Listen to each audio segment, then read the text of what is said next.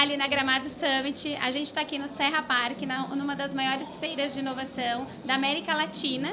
E eu sou a Ali, vou estar conduzindo aqui essa conversa e tenho a alegria de estar recebendo 3 grandes chefs que participaram do programa MasterChef. Elas vão contar um pouquinho pra gente dessa experiência. Meninas, muito bem-vindas. Obrigada. Verdade, é um prazer enorme estar aqui com vocês. A gente está gravando direto, então, da Gramado Summit, que tem hoje também um momento em que vocês vão estar no palco. Eu queria que vocês começassem contando um pouquinho pra gente como que vocês chegaram, né, no programa. Então, eu vou começar aqui com a Andrea. Andrea, conta pra gente, como foi que tu chegou no MasterChef? Bom, a minha caminhada até o MasterChef foi longa, foi bem longa, eu diria. Eu fiquei 5 anos tentando. Eu até posso dizer que foram 6 anos. Eu não conto o sexto, porque foi uma inscrição tão feia, tão ridícula, que eu até tenho vergonha. Mas foram 5 anos, eu me inscrevi 5 anos. E os 5 anos eu participei da seletiva, eu fui até São Paulo. Inclusive no ano que a Maria entrou e ganhou, eu tava lá fazendo a seletiva. Então, assim, entrar foi... Eu acho que foi um dos maiores momentos da minha vida, assim, sabe? Com certeza tá no top 1, 2, assim. Porque eu acho que foi uma conquista, assim, com um sabor muito mais do que se eu tivesse entrado de primeira, por exemplo, assim, sabe? Porque eu pensei em desistir na terceira, na quarta, e se eu tivesse desistido eu não teria entrado, sabe? E não teria ido até a semifinal, que eu acho, pra mim, uma cozinheira super amador, foi um grande passo, assim, entendeu? Então, foi uma caminhada bem longa, assim, mas no fim deu tudo certo, graças a Deus. E eu tenho o maior orgulho de dizer hoje que eu sou uma ex-Masterchef, que sou colega das gurias, assim. Que legal, obrigada, Andrea. Conta, Luísa, como foi? Eu acho que eu vim num caminho um pouco diferente, né? Eu já era profissional, a edição do MasterChef Confeitarias foi a primeira edição especializada em confeitaria profissional. E até então, assim, na minha área, não existia nenhum reality show aqui no Brasil que fazia uma confeitaria num nível mais alto. A gente tem alguns programas aí que fazem uma confeitaria que a gente chama mais confeitaria, mais bakery, né? Que vai para um outro lado que não é essa alta confeitaria. Eu vi o MasterChef Confeitaria da Austrália, que foi o primeiro modelo que teve, né? E que tinha os melhores profissionais da área, assim. E aí, quando eu fiquei sabendo que ia ter o MasterChef Confeitaria aqui no Brasil, eu acho que, assim, eu falei... É agora, sabe? Assim, tipo, eu nunca tinha tido esse interesse de ir pra televisão, porque eu nunca tinha achado algum programa que eu me encaixasse tecnicamente. Mas quando eu descobri que ia ter esse MasterChef Confeitaria, eu acho que eu mandei a minha inscrição nos primeiros segundos de abertura, assim, porque realmente era algo único e eu falei, eu tenho que estar lá, sabe? Eu acho que vai ser uma coisa que vai abrir uma janela pra uma área, assim, que ainda não existia tanta visibilidade, né? Eu falei, eu tenho que, meu nome tem que estar lá. Que legal. Que gostoso. E Maria, você que dentro desse grupo foi a precursora desse caminho. Me conta, como foi? Campeã ainda. Era pra ser. Era pra ser. Mas eu não tava, assim, eu fui muito mais pelo embalo do Fábio do que por uma vontade minha mesmo. Porque eu achava que era uma alta exposição, achava que, assim, né, é o quinto meu, não tinha muito o que... comparativo, né, como agora já tem, a gente já sabe. Isso a gente está falando de 7 anos atrás, quando as redes sociais também estavam assim, não tinha tanta influência, né, então eu fui mais precursora desse momento por tudo isso, porque eu estava começando toda uma parte que não tinha. Hoje elas já pegam uma coisa muito mais alinhada, muito mais estruturada e já sabendo onde está pisando. A própria popularidade do programa, ela aumentou muito, né? Acho que acontecer a edição confeitaria é uma amostra de... Eles criaram várias alternativas pela popularidade, né? Então, assim, eu não sabia muito onde eu estava pisando. Era uma promessa naquela época. Era uma promessa, então... Mas, cara, fantástico. Graças a Deus deu tudo certo. Porque eu participei dessa loucura aí que mudou a minha vida. Pronto, então é o Fábio que a gente tem que agradecer primeiramente. Depois, com certeza, a Ti que ficou lá, passou por tudo isso, mas o Fábio que foi teimoso e insistiu. Foi teimoso.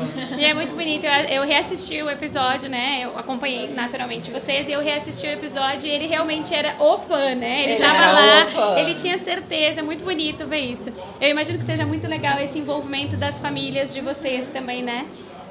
Eles se envolvem. Eu me lembro assim, ó, cada final de inscrição que não dava, né? Que eu vinha com o não de lá, né? Que a gente não recebe o não, mas eu sabia que eu não tinha entrado, né? Eu ficava uma semana chorando, assim, era uma semana de luto pra mim, né?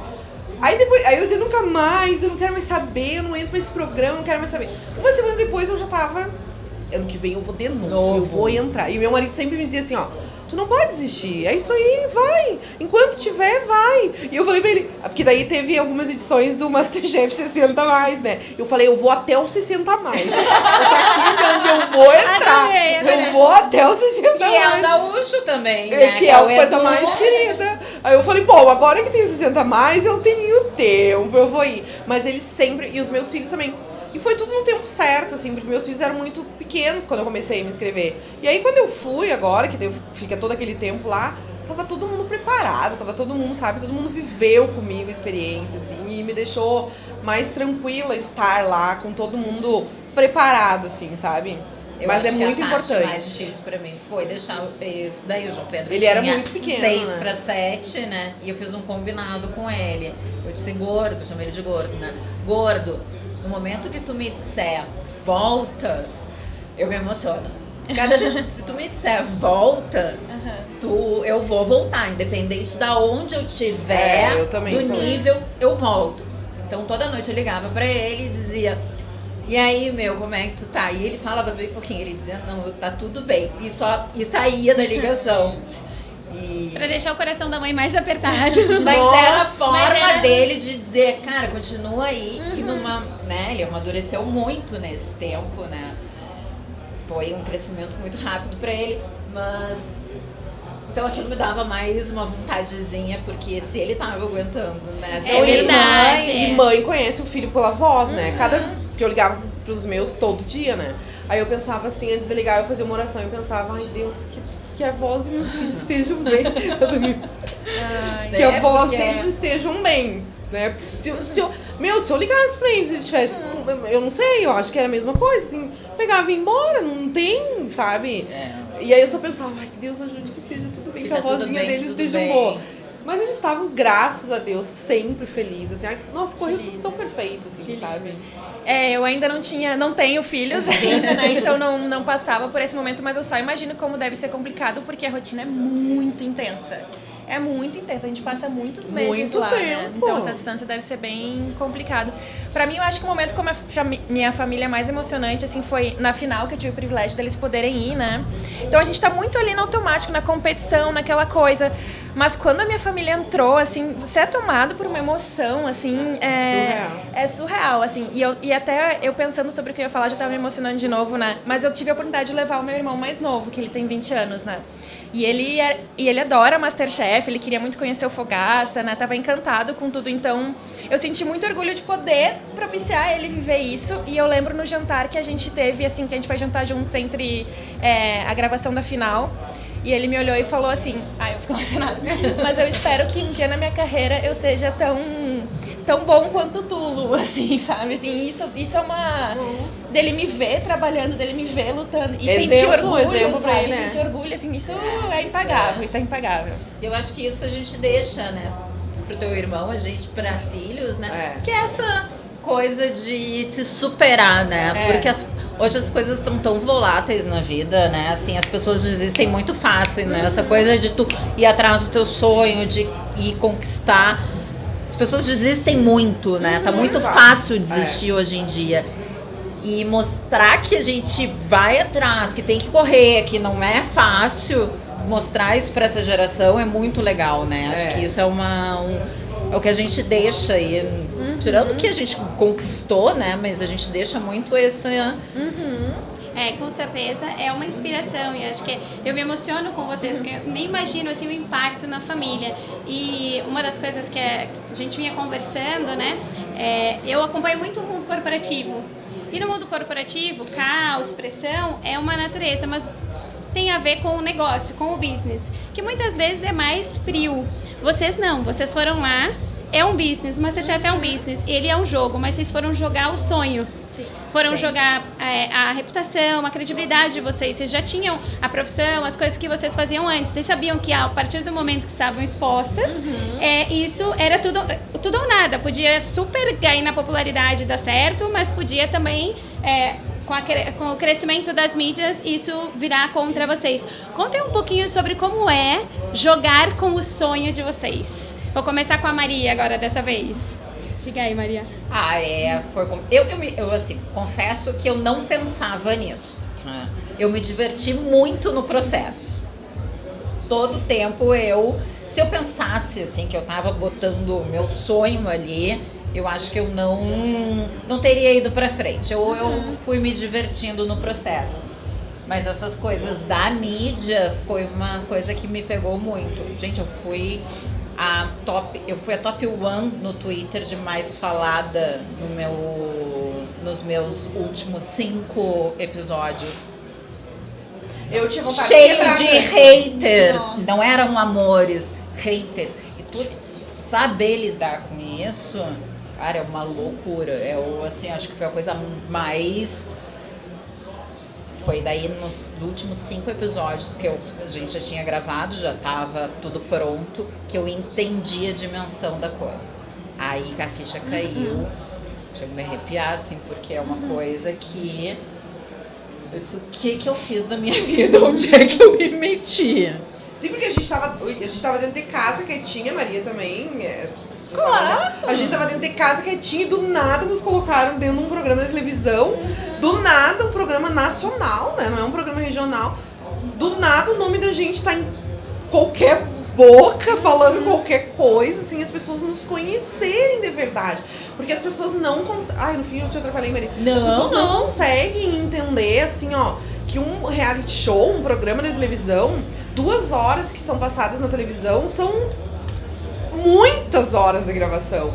Então, assim, não é só aquilo ali que aparece. Às vezes, a nossa fala que aparece na TV é um momento completamente diferente lá dentro do jogo. É um recorte, né? E as pessoas não conseguem parar pra raciocinar. Não, mas ela não é, sabe? Tipo, não, deixa eu ver o que vai acontecer. Na fala dela, ou que ela gritou com o padre lá, não é que ela seja ruim, que ela é uma pessoa mandona, não. Não, mas eu sou mandona. Eu sofri o mesmo hate, gente, mesmo de ser mandona ali. Mas é isso, acho que as pessoas veem um recorte de uma edição e tomam aquilo, assim, pra elas, assim. Eu quando eu fui, eu tinha a ilusão de que eu não ia sofrer hate. Eu achava isso muito querido, como é que eu vou sofrer hate? Eu pensava também, nossa, ninguém me deu um. A psicóloga falou, não, como é que tu vai lidar com isso? Não, acho que não vai acontecer. Então, pra mim, quando começou a acontecer, foi um baque, assim, porque eu tive 2 episódios que foram as provas em grupo e eu trabalhava como chefe de confeitaria. Mas aí, na tua profissão, na nossa profissão, a gente tem tu tem que mandar. Claro. Não sabe? Porque a coisa não acontece. Exato. Se tu chegar, né, numa cozinha e dizer, façam o que vocês quiserem, ninguém entrega nada no tempo que tu tem que entregar. Então tu tem que ser mandona. Tu como chefe de confeitaria, eu tava como chefe de hotelaria, eu coordenava 2 hotéis já, 2 cozinhas diferentes, São Paulo e Rio. Então pra mim, não é a minha posição que eu tô ali no meu canto, se eu não fui escolhida líder aqui no programa, eu vou ficar fazendo a coisa, não sei o que tá acontecendo. Não, eu tô cuidando de tudo em volta, porque foi isso que me fez crescer na minha profissão. Só que aí pega um recorte daquilo e as pessoas começam, né, elas fazem um personagem, né? E aí tu começa a ouvir, assim, a pessoa inteira falando, nossa, Luísa deve ser insuportável de trabalhar. Eu não suportava essa guria, não consigo ouvir a voz dela, ela acha que manda. Meu Deus, gente. Falaram assim... da voz de vocês, porque a coisa que mais falavam do meu era o meu sotaque. Eu recebi direct de uma mulher, sotaque, ela dizendo assim, ó, eu odeio o teu sotaque. Eu odeio a mulher gaúcha. Eu não consigo entender se a pessoa ir lá e visitar, tipo, ninguém te convidou, só não ouve, só não assiste, só não participa, só não vem, né? Não tem como eu ouvir vocês e não pensar nessa questão de...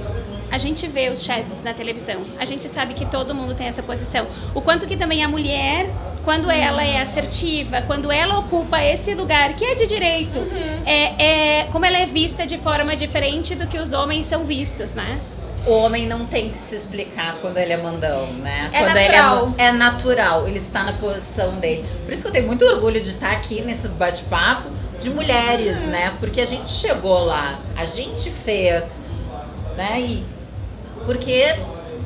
E não sabem que hoje a maioria das mulheres que estão comandando as cozinhas, né? Não tem mais essa coisa que o homem comandava.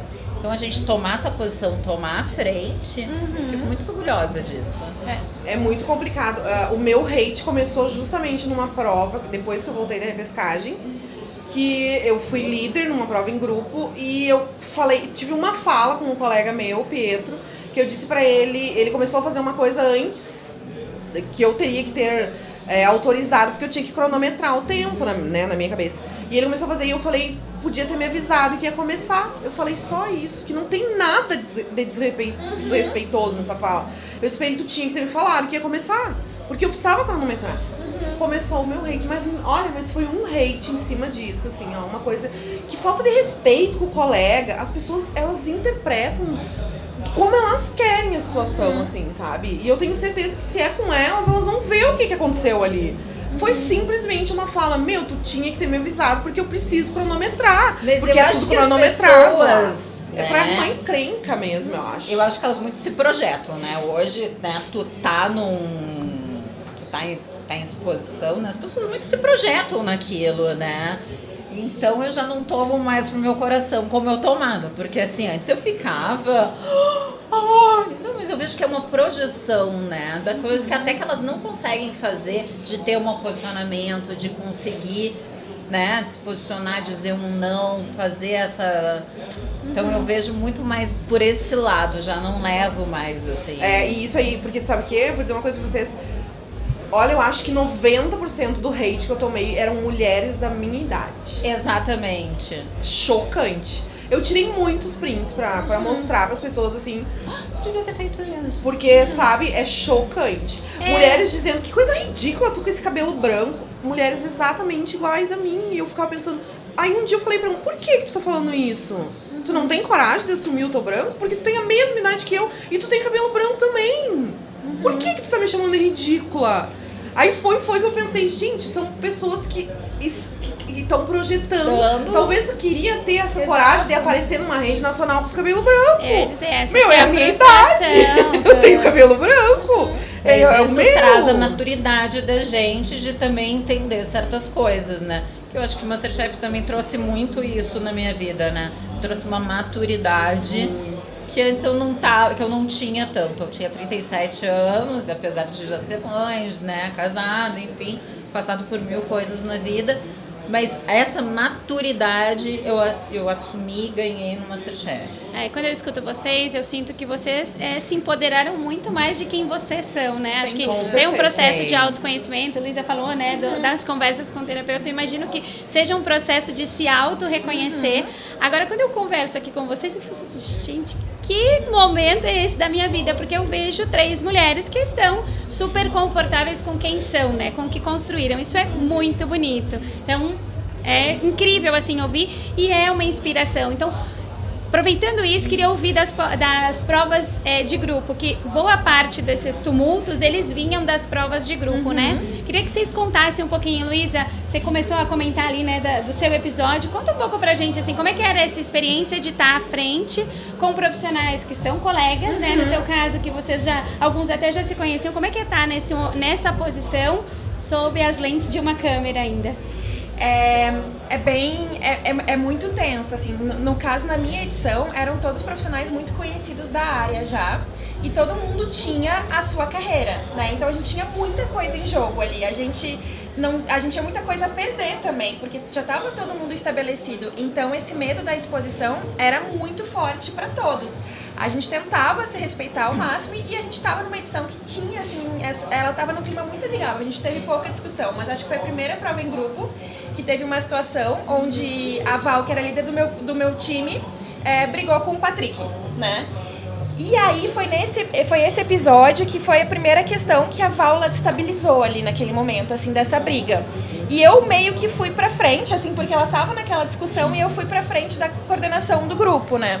Então, pra mim, assim, a edição montaram como se fosse só eu falando, gente. Assim, acho que eles pegaram a edição é amigo do MasterChef. Gente, como se fosse só eu falando, assim, né?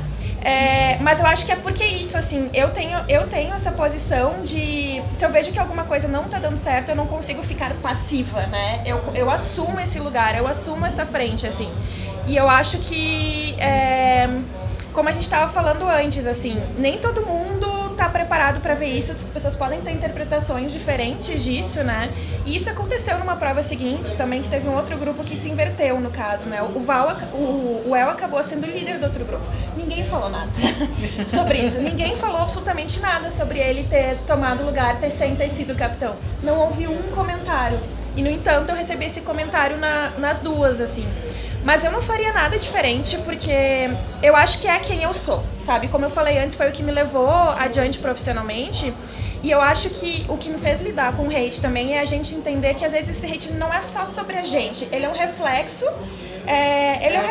da própria pessoa, ele é um reflexo das frustrações da própria pessoa e é um reflexo até dos impasses da nossa própria sociedade. Eu só sou um canal ali. Exatamente. Né?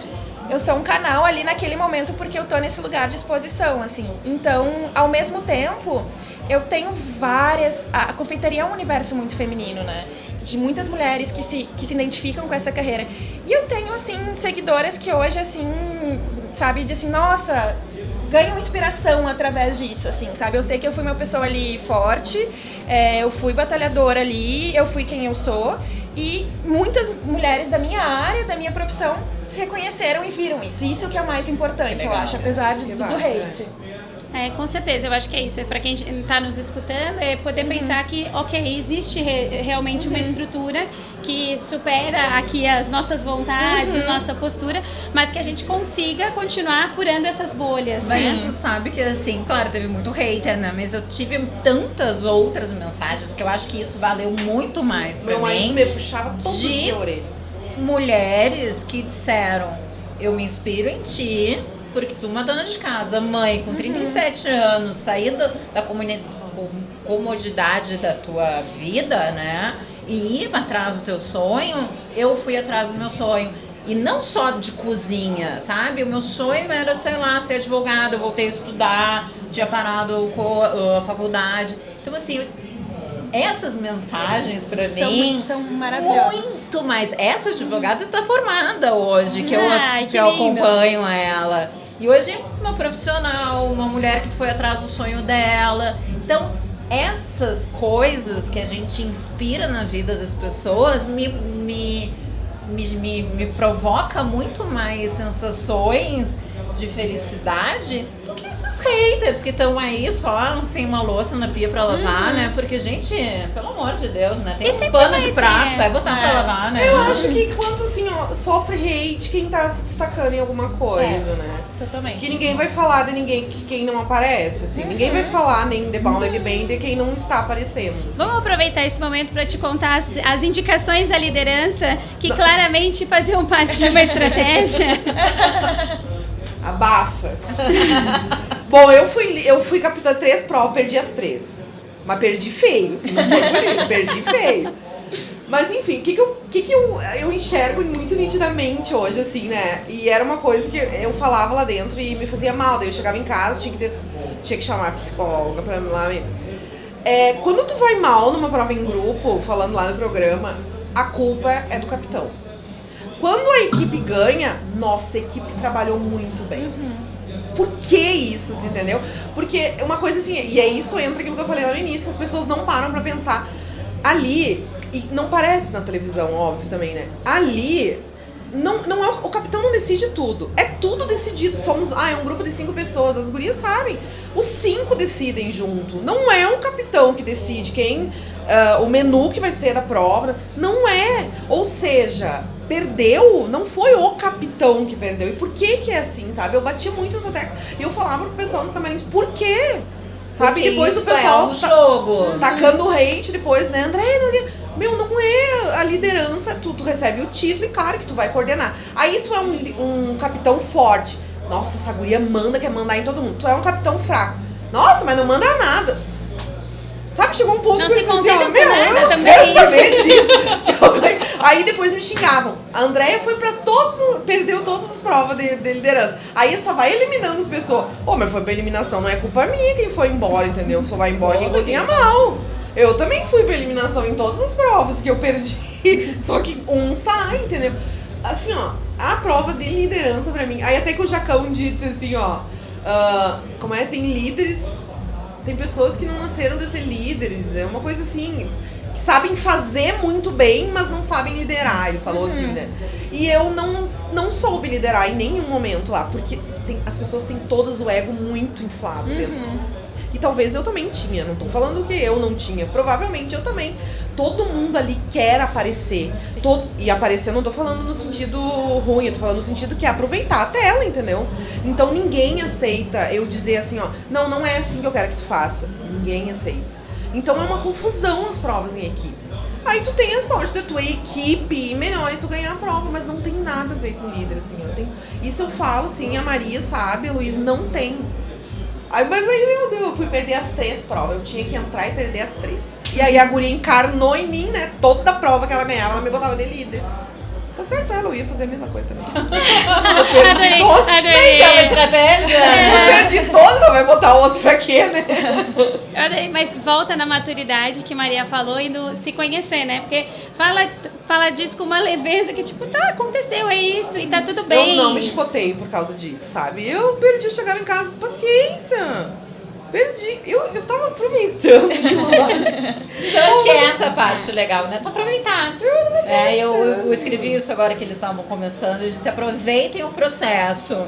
Né? O bagulho é doido. Aproveitem o processo. Porque se tu não tirar essa leveza, tu cai fora. Se tu te preocupar com o ego, com essa coisa toda, tu vê quem é eliminado pelas primeiras vezes, tu pode ter certeza que tem um ego enorme por trás disso. Eu jogo contigo, assim. É um ego que não admite o erro. A gente percebe nas avaliações, né, quem reage melhor e quem de fato ouve, aprende, quem de alguma forma ali se ressente, né? Isso aparece de alguma forma. Então, acredito eu que muito menos do que vocês tiveram a oportunidade de conviver, porque tem muito filtro da edição, mas dá pra perceber que nem todo mundo tá ali com esse intuito do aprender, né? Eu acho que eu cheguei à final porque eu soube ouvir, sabe? Ele fala grosso, o chefe diz coisas que não é. Mas se tu escutar com esse ouvido do ego, de que eu errei e não o que eu posso aprender com o que ele tá me falando, porque eu acho que a gente só aprende errando. Ninguém aprende na primeira, tá? Bom, tu teve uma puta sorte, tá? Porque, cara, a gente aprende no erro, né? Na falha. Aliás, se tu me perguntar quantas vezes eu errei lá dentro, agora eu tava pensando nas provas que eu ganhei. Eu não lembro, mas eu lembro todas que eu errei. Por quê? Porque ali eu tirei alguma coisa. Eu soube escutar o chefe. Eu tive humildade. Eu acho que isso é a única coisa assim. Eu não sou uma pessoa humilde. Tanto que a gente vê a evolução, né? Do início, dos participantes que vão até o final. Tu vê a evolução do início pro fim. Assim. Pode ter ego. E vocês sabem que isso tem tudo a ver com inovação, né? Já que a gente tá aqui na gravação de que é um evento de inovação, não tem inovação sem erro. Então é absolutamente isso, assim. Exatamente. É quem tem coragem de ir lá, dar cara a tapa e fazer, que vai criar o novo mesmo, que vai construir esse caminho.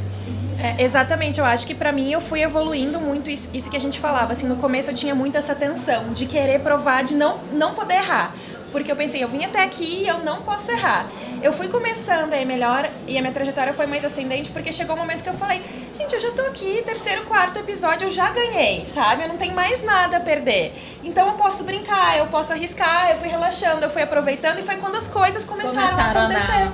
Quando eu perdi essa preocupação do erro, dessa cobrança excessiva, é que as coisas tinha começaram mais a em acontecer. jogo, né? Já tinha uma carreira, a profissão, né? Exato. Mas a tua exposição é muito diferente da nossa, né? Aí eu entendo a tua cobrança, mas a gente que tá lá, né, se descobrindo, cara, eu vou contar das minhas, eu acho que eu tive 3 provas de líder, se eu não me engano.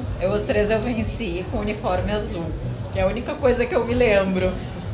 Mas assim, como foi? Só uma que eu gritei com o padre. Uma foi muito importante, que foi aqui na Serra, que tava falando sobre vinhos, que é a minha paixão, né? Eu me lembro daquela prova que E aí foi a sobremesa que eu fiz, o sorvete de gorgonzola, que icônico, né? foi isso. E ali eu me senti em casa. Foi quando eu botei os pés em Caxias.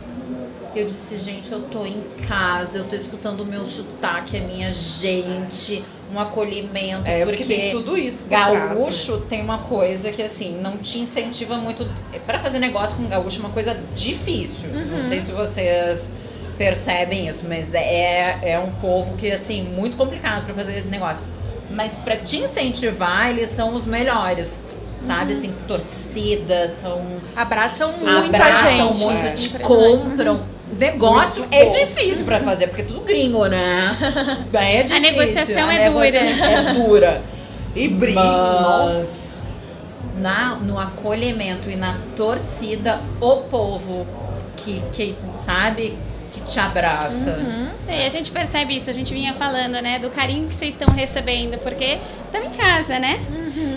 E aproveitando que tem bastante gente que está nos assistindo aqui fora, inclusive, como que as pessoas fazem para acompanhar vocês, né? Eu imagino que a vida de vocês agora é uma outra realidade. Como é que as pessoas fazem para acompanhar o que vocês estão fazendo agora? Eu acho que o Instagram é a rede social que a gente mais é presente, assim, né? Sim. Ali... o meu Instagram é um Instagram de comida afetiva, assim. Eu digo pra todo mundo, meu Instagram não é Instagram de Masterchef, não é um Instagram de comidas Masterchef. São comidas afetivas, o foco do meu Instagram é comida que qualquer pessoa consiga fazer. Que tipo assim, o que eu vou fazer final de semana? Tu entra ali, tu vê uma receita, tu consegue ir no mercado, comprar os ingredientes e fazer, entendeu? Esse é o foco do meu Instagram, até porque eu não sei fazer coisa muito... Não gosto, não é as coisas que a minha família come. Então o meu Instagram é um Instagram de comida afetiva. E ali as pessoas vão encontrar bastante coisa fácil, simples, gostosa. Aí eu não sei se quer que eu diga? Diga, por favor. Pode procurar pelo meu nome, que é Andreia_Calp.